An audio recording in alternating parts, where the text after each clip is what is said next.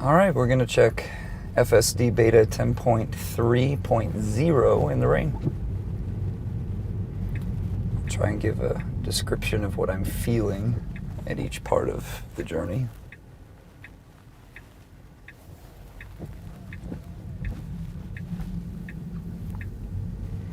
Nicely done turn, everything very comfortable and good lane usage. Here what I've noticed is it tends to take its half out of the middle, and this is pretty par for the course for all residentials. It's doing a little bit better. This is the toughest turn of the bunch. I have a wall to my left, which you can't see at all. 10.2 would just floor it, and that was not good. So it was doing a pretty good job before I filmed this of creeping out a little bit. So there's like a gutter to that line and then going, but it made the decision to go too quickly. So I'm not sure if that was a result of rain, perhaps using maybe different logic, maybe a different neural net when it's raining versus when it's sunny. But that was actually the first time that 10.3 has really gone from that far back. I need to pause to get my thoughts on that. So that's a super dangerous turn. In 10.2, it would just stop behind the limit line and then try and use the wide angle to see what it could and then just floor it. And it did not have enough information to know if there was actually a car there or not. A little bit of phantom braking there because we were going over a crest. A little bit more than what I had tested off camera when it wasn't raining.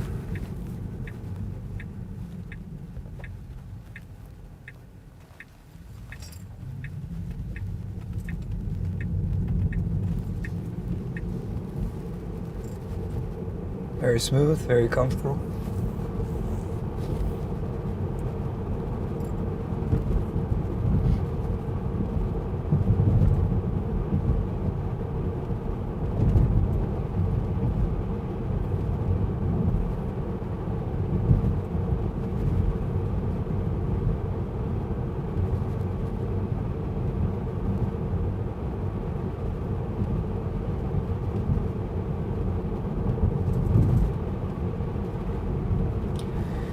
So this is actually mildly challenging because we have parked cars on the right hand side and it needs to appropriately use this lane, this turning lane coming up.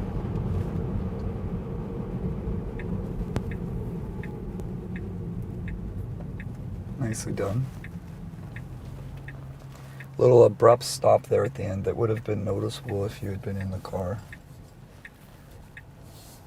Little jittery squirrel going on right here. There's cars that can't go.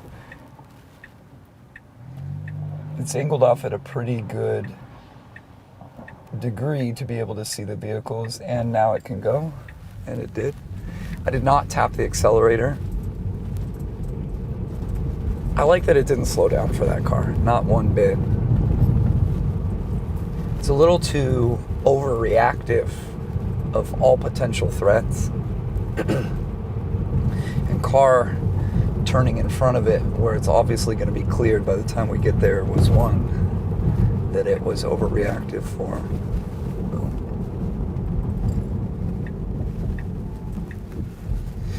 That was my fault. I always forget to engage the second waypoint there. That's why I was slowing down.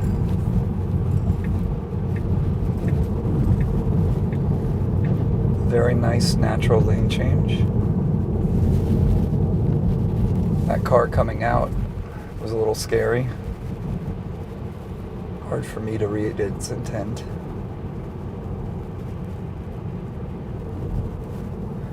Little uncomfortably close to this curb here, which had not done that in daytime testing that I've done.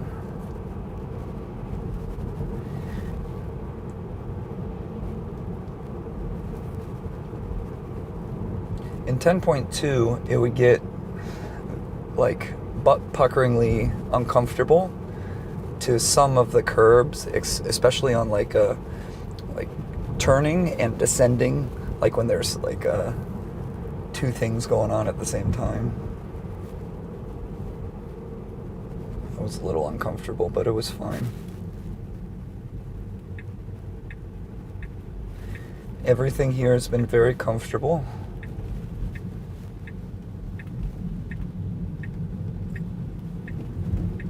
Extremely comfortable on that turn. That turn definitely passed a Turing test. Now up ahead, navigate to work. Up ahead, it needs to get into a right turn lane, and it can get backed up a little bit, and it will miss it because there's too many cars backed up. It thinks that they're parked or whatnot.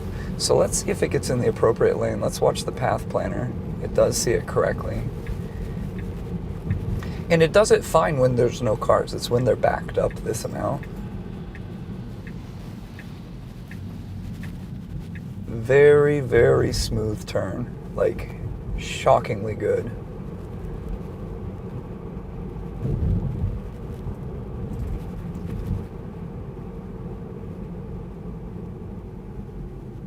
Kind of interesting, the experience from driving when that car pulled out. I didn't really want it to slow down overreactively, and it didn't. And then I started to get a little close. I wouldn't say uncomfortable, but maybe a little bit more distance.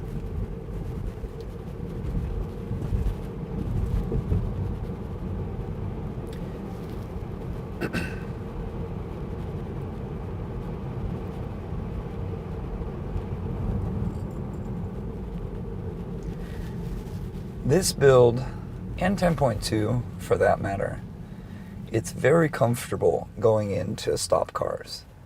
When I'm on the production build, honestly, it's quite uncomfortable in like stop and go traffic situations where it does stop, but it almost waits like a tick past that decision point on when to start braking, and it can make you very uncomfortable as a passenger or a driver.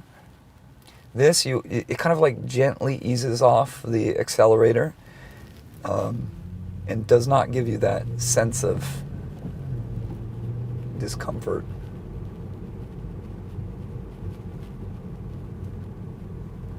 Interesting on this yellow light. It was legal. I don't know why we're stopping here. I have to push it. So I hit the accelerator there. I don't know why it stopped.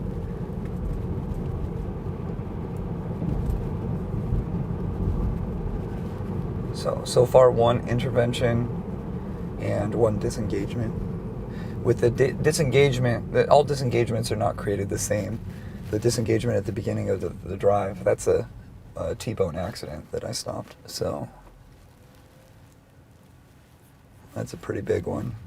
And I honestly do think it was because of the rain. I will go back and test that intersection extensively so we can see the various performance of that.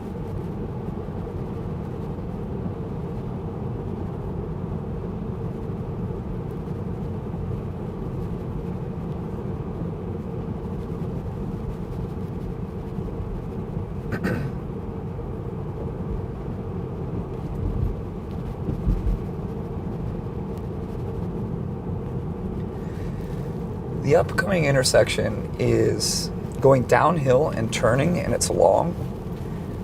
The public build cannot make it. It gets lost in the middle of the intersection. And 10.2 was able to navigate it successfully. So let's see if the rain has any impact on it.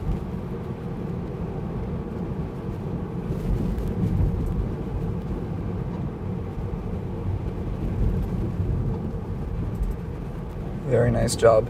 About midway through the intersection, it just ever so slightly touches the brake.